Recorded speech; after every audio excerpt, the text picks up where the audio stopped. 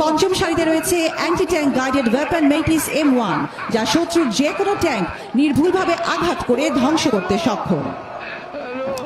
সবশেষে রয়েছে automatic grenade launcher system, যা স্বল্প সময়ের মধ্যে বিপুল পরিমাণ গ্রেনেড নিক্ষেপ করে শত্রুর অবস্থানের উপর কার্যকর আঘাত হানতে সক্ষম।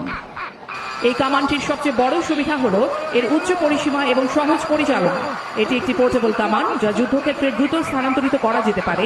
এর উচ্চ গতি এবং ক্যালিবারের গুণগত মান এটিকে সব ধরনের শত্রুর বিরুদ্ধে কার্যকরী করে তোলে।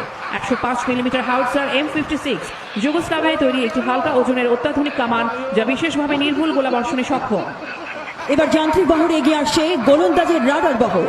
এর নেতৃত্বে রয়েছেন 9 পদাতিক ডিভিশনের 46 ডিভিশন লোকেটিং আর্টিলারির অধিনায়ক মেজর খন্দকার মহিউদ্দিন আলমগীর।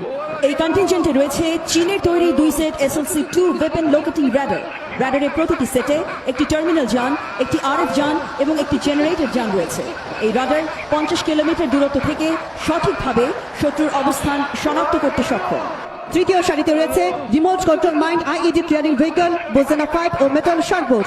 বোজেনা 5 রিমোট কন্ট্রোলের মাধ্যমে মাইন্ড ও IED শনাক্ত ও নিষ্ক্রিয় করতে পারে, যা অপারেশনের ঝুঁকি কমায়। মেটাল শার্কবোট নৌপথে টহল ও নিরাপত্তা কার্যক্রম পরিচালনায় ব্যবহার করা হয়ে থাকে।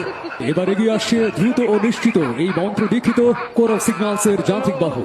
এর পরপরই রয়েছে বাংলাদেশ সেনাবাহিনীর রেজিমেন্ট অফ আর্টিলারির সর্বশেষ সংযোজন, তুরস্ক থেকে ক্রয়কৃত আধুনিক দূরপাল্লার মিসাইল সিস্টেম টাইগার MLRS, যা বাংলাদেশের প্রতিরক্ষা ব্যবস্থায় কৌশলগত সক্ষমতা বৃদ্ধি করেছে এবং গোলন্দাজ বাহিনীতে এনেছে এক অনন্য গতিশীলতা। গাড়িবহরের প্রথম সারিতে রয়েছে রিবন পন্টন ভেহিকল ও পন্টন পাওয়ার বোট। রিবন পন্টন ভেহিকল নদী বা জলাশয়ের উপর অস্থায়ী ভাসমান পন্টন ব্রিজ স্থাপনের সহায়তা করে এবং পন্টন পাওয়ার বোটের মাধ্যমে পন্টন ব্রিজ দ্রুত স্থাপন ও স্থানান্তরের কার্যক্রম সম্পন্ন করা হয়। দ্বিতীয় সারিতে রয়েছে দুটি ইঞ্জিনিয়ার্স মাইন প্রোটেক্টেড ভেহিকল। এই ভেহিকলটি মাইন ও বা বিস্ফোরকপূর্ণ এলাকায় নিরাপদ চলাচলের জন্য বিশেষভাবে সুরক্ষিত। এটি সৈন্যদের নিরাপদে মাইনফিল্ড অতিক্রম করতে সহায়তা করে। তৃতীয় সারিতে রয়েছে remote control mined IED clearing vehicle Bozena 5 ও মেটাল শার্কবোট। বোজেনা 5 রিমোট কন্ট্রোলের মাধ্যমে মাইন ও IED